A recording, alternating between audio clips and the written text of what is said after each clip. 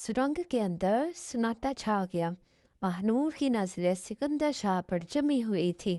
اس کا جسم سن ہو چکا تھا۔ یہ ممکن نہیں۔ اس کے ہونٹ لرزے، اب تو مر چکے تھے۔ سکندر شاہ کے چہرے پر عجیب سی مسکراہٹ نمودار ہوئی۔ مرنے والوں کا لوگ بھول جاتے ہیں بیٹی، اور بعض اوقات زندہ رہنے کے لیے مر جانا ضروری ہوتا ہے۔ کریم بخش کا چہرہ غصے سے سرخ ہو گیا۔ تم اب بھی نہیں بدلے سکندر نے طنزیہ کہہ کر لگایا، اور تم اب بھی رازوں کے محافظ بنے ہوئے ہو۔ مہنور حیرت سے دونوں کو دیکھ رہی تھی۔ واضح تھا کہ یہ لوگ ایک دوسرے کو برسوں سے جانتے تھے۔ کوئی مجھے سچ بتائے گا؟ اس نے بلند آواز میں کہا۔ سکندر نے گہری سانس لی۔ سچ یہ ہے کہ اس خاندان نے ہمیشہ جھوٹ کی بنیاد پر زندگی گزاری ہے، اور سب سے بڑا جھوٹ تم ہو۔ مہنور کا دل دھڑک اٹھا۔ کیا مطلب؟ سکندر نے جواب دینے کی بجائے جیب سے ایک پرانی تصویر نکالی۔ اس نے تصویر مہنور کی طرف اچھال دی۔ تصویر زمین پر گری۔ مہنور نے اٹھا کر دیکھی۔ تصویر پہ مہر النساء موجود تھی۔ اس کے ساتھ شہباز شاہ بھی کھڑا تھا، اور تصویر میں ایک تیسرا شخص بھی تھا، ایک نوجوان، جسے دیکھتے ہی مہنور کی سانس رک گئی، کیونکہ وہ شخص حیران کن حد تک اس کے مرحوم والد جیسا دکھائی دے رہا تھا۔ یہ کون ہے؟ مہنور نے کانپتی آواز میں پوچھا۔ سکندر کے ہونٹوں پر تلخ مسکراہٹ آ گئی۔ یہ وہ شخص ہے جسے تم اپنا حقیقی والد سمجھتی رہی ہو، اور وہی شخص اس کہانی کا سب سے بڑا رازدار تھا۔ اچانک باہر سے فائرنگ کی آواز گونجی۔ دا دا دا ارحام اور اس کے ساتھ آئے محافظ نقاب پوش افراد سے لا رہے تھے۔ گولیوں کی آوازیں پوری حویلی میں پھیل گئی تھی۔ سکندر نے غصے سے سر اٹھایا۔ لگتا ہے شہباز کا بیٹا آ گیا۔ ارحام؟ مہنور بے اختیار بول اٹھی۔ سکندر نے غور سے اسے دیکھا۔ اس کی آنکھوں میں عجیب چمک ابھری۔ تو تم دونوں ایک دوسرے کے قریب آ چکے ہو؟ اس سوال نے مہنور کے دل میں خوف پیدا کر دیا۔ اس میں کیا مسئلہ ہے؟ سکندر چند لمحے خاموش رہا، پھر بولا، شاید بہت بڑا مسئلہ ہے۔ اس دوران ارحام سرنگ کے داخلی راستے تک پہنچ چکا تھا۔ اس کے ہاتھ میں پستول تھی۔ چہرے پر غصہ صاف نظر آ رہا تھا۔ وہ اندر داخل ہوا۔ سکندر شاہ کو دیکھ کر ساکت رہ گیا۔ آپ؟ سکندر ہنس پڑا۔ حیران ہو؟ ارحام کے چہرے پر بے یقینی تھی، کیونکہ بچپن سے اسے بتایا گیا تھا کہ سکندر شاہ ایک حادثے میں مارا جا چکا ہے۔ یہ سب کیا ہو رہا ہے؟ وہی جو 20 سال پہلے شروع ہوا تھا، سکندر نے جواب دیا۔ اچانک ہنا شاہ بھی اندر آ گئی۔ جیسے ہی اس کی نظر سکندر پہ پڑی، اس کے چہرے کا رنگ گر گیا۔ تم سکندر کے ہونٹوں سے مسکراہٹ غائب ہو گئی کہ کمرے میں عجیب خاموشی پھیل گئی۔ ارحام نے حیرت سے دونوں کو دیکھا۔ آپ لوگ ایک دوسرے کو جانتے ہیں؟ ہنا کی آنکھوں میں آنسو بھر آئے۔ یہی وہ شخص ہے جس نے میری زندگی تباہ کی تھی۔ مہنور چونک گئی۔ سکندر کے چہرے پر سختی آ گئی۔ میں نے نئی حالات نے تباہ کی تھی۔ جھوٹ! ہنا چیخ اٹھی، اگر تم اس رات خاموش نہ رہتے تو مہر النساء زندہ ہوتی۔ یہ جملہ سنتے ہی پورا کمرہ خاموش ہو گیا۔ مہنور کے جسم میں سنسنی دوڑ گئی۔ آپ اس رات وہاں تھی؟ ہنا نے آہستہ سے سر ہلایا۔ میں نے سب کچھ دیکھا تھا۔ تو قاتل کون تھا؟ ہنا کے ہونٹ کانپنے لگے۔ میں قاتل کا چہرہ نہیں دیکھ سکی، لیکن میں جانتی ہوں کہ مہر النساء کو قتل کرنے والا اکیلا نہیں تھا۔ اس کے ساتھ خاندان کے 2 افراد شامل تھے۔ مہنور کا دل زور سے دھڑکنے لگا۔ کون؟ ہنا نے جواب دینے کے لیے لب کھولے ہی تھے کہ اچانک گولی چل گئی۔ گولی سیدھی ہنا کے کندھے میں لگی۔ وہ چیخ کر زمین پر گر گئی۔ سب چونک گئے۔ گولی سرنگ کے دوسرے سرے سے چلائی گئی تھی۔ اندھیرے میں ایک نامعلوم شخص کھڑا تھا۔ اس نے سیاہ لباس پہن رکھا تھا۔ چہرہ مکمل طور پر نقاب میں چھپا ہوا تھا۔ وہ آہستہ آہستہ پیچھے ہٹنے لگا۔ مگر جانے سے پہلے اس نے ایک جملہ کہا جو سچ کے قریب آئے گا زندہ نہیں بچے گا، اور پھر غائب ہو گیا۔ ارحام فوراً اس کے پیچھے بھاگا، مگر جب وہ سرنگ کے دوسرے سرے تک پہنچا وہ شخص غائب ہو چکا تھا۔ صرف ایک چیز زمین پر پڑی تھی، ایک چاندی کا لاکٹ۔ کیسے اس نے اسے کھولا، اس کے چہرے کا رنگ اڑ گیا۔ لاکٹ کے اندر ایک تصویر تھی، اور تصویر میں موجود شخص اس کے اپنے والد شہنشاہ تھے۔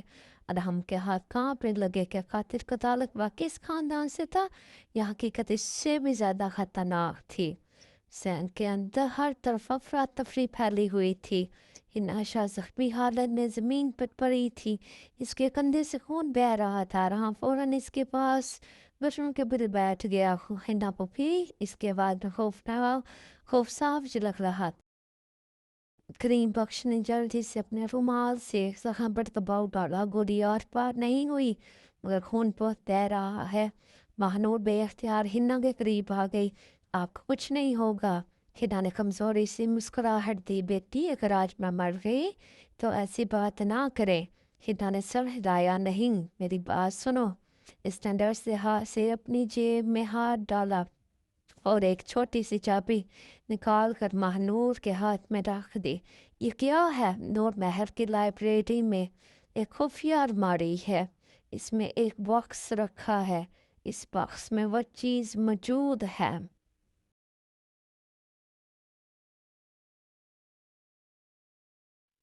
جس کے لیے لوگ 20 سال سے قتل کر رہے ہیں۔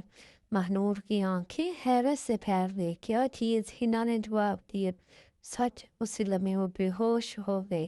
ڈاکٹر کو بلانے کے لیے کریم بخش فوراً باہر نکل گیا۔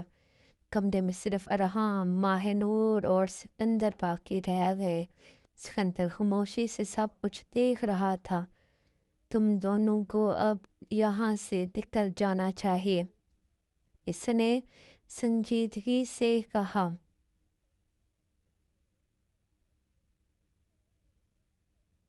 ارحام نے فوراً سوال کیا، کیوں؟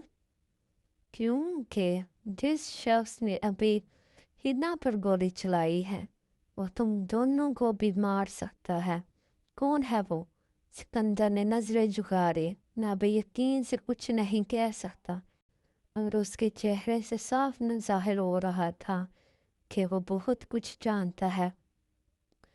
کچھ دیر بعد ارحام اور ماہ نور محل کی پرانی لائبریری میں پہنچ گئے۔ یہ جگہ برسوں سے بند تھی، ہر طرف گرد موجود تھی۔ ماہ نور نے ہنا کی دی ہوئی چابی نکالی۔ وہ دونوں کتابوں کی الماریوں کے درمیان تلاش کرتے رہے۔ پھر اچانک ارحام کو ایک عجیب بات محسوس ہوئی۔ ایک الماری کے نیچے تازہ خراشوں کے نشان تھے۔ یہ دیکھو۔ دونوں نے زور لگا کر الماری کو ہٹایا۔ اس کے پیچھے ایک چھوٹا سا خفیہ دروازہ موجود تھا۔ مہنور نے چابی تالے میں ڈالی۔ کلک، دروازہ کھل گیا۔ اندر ایک چھوٹا سا کمرہ تھا، اور کمرے کے درمیان ایک لوہے کا باکس رکھا تھا۔ ماہ نور کا دل تیزی سے دھڑکنے لگا۔ اس نے باکس کھولا۔ اندر چند دستاویزات، ایک پرانا کیمرہ اور ایک ویڈیو کیسٹ رکھی ہوئی تھی۔ ارحام حیران رہ گیا۔ Video cassette? شاید یہی وہ ثبوت ہے۔ خوش قسمتی سے کمرے میں ایک پرانا VCR بھی موجود تھا۔ انہوں نے ویڈیو چلائی۔ اسکرین پر دھندلی تصویر ابھری۔ تاریخ درج تھی 18 جولائی 2006۔ ماہ نور کے جسم میں سنسنی دوڑ گئی۔ یہ وہی سال تھا جب اس کی ماں مہر النساء قتل ہوئی تھی۔ ویڈیو میں نور محل کا باغ نظر آ رہا تھا۔ کیمرہ شاید خفیہ طور پر نصب کیا گیا تھا۔ چند لمحوں بعد مہر النساء تصویر میں نمودار ہوئی۔ وہ بہت پریشان لگ رہی تھی۔ اس کے سامنے ایک شخص کھڑا تھا، چہرہ واضح نہیں تھا۔ دونوں کے درمیان شدید بحث ہو رہی تھی۔ پھر اچانک مہر النساء چیخی، میں یہ راز کبھی چھپنے نہیں دوں گی۔ اس شخص نے جو غصے سے جواب دیا، تو پھر تم زندہ نہیں رہو گی۔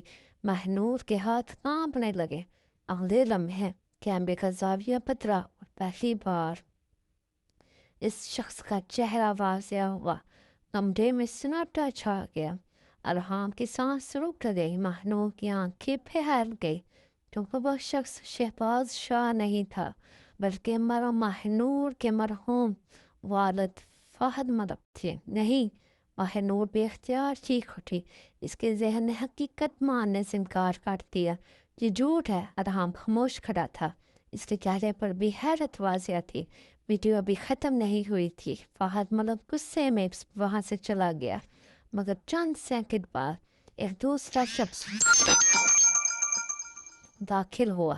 اس کا چہرہ واضح نظر نہیں آ رہا تھا، صرف اس کے ہاتھ میں موجود مخصوص چاندی کا لاکٹ دکھائی دے رہا تھا۔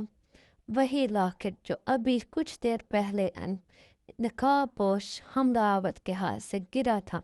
مہنور اور ارحام ایک دوسرے کو دیکھنے لگے۔ اس کا مطلب تھا کہ اصل قاتل شاید ابھی تک زندہ تھا۔ اچانک ویڈیو میں آخری منظر نمودار ہوا۔ ایک عورت بھاگتی ہوئی کیمرے کے سامنے آئی۔ وہ ناشاد تھی، وہ خوفزدہ انداز میں بار بار پیچھے دیکھ رہی تھی، اور پھر اس نے کیمرے کی طرف دیکھ کر چیخ کر کہا، اگر یہ ویڈیو کسی کو ملے تو یاد رکھنا قاتل خاندان کے اندر ہے۔ ویڈیو اچانک بند ہو گئی۔ کمرے میں مکمل خاموشی چھا گئی۔ اسی لمحے مہنور کے موبائل پہ ایک نامعلوم نمبر سے پیغام آیا۔ اس نے کانپتے ہاتھ سے میسیج کھولا، صرف ایک جملہ لکھا تھا، اگر اپنے والد کی حقیقت جاننا چاہتی ہو تو کل رات 12 بجے پرانے ریلوے اسٹیشن آ جانا۔ اکیلی۔ میسیج کے نیچے ایک تصویر تھی۔ تصویر دیکھتے ہی مہنور کے جسم سے جیسے جان نکل گئی، کیونکہ تصویر میں اس کی ماں سائمہ ایک کرسی سے بندھی ہوئی تھی اور اس کے سر پر بندوق تانی گئی تھی۔ جاری ہے۔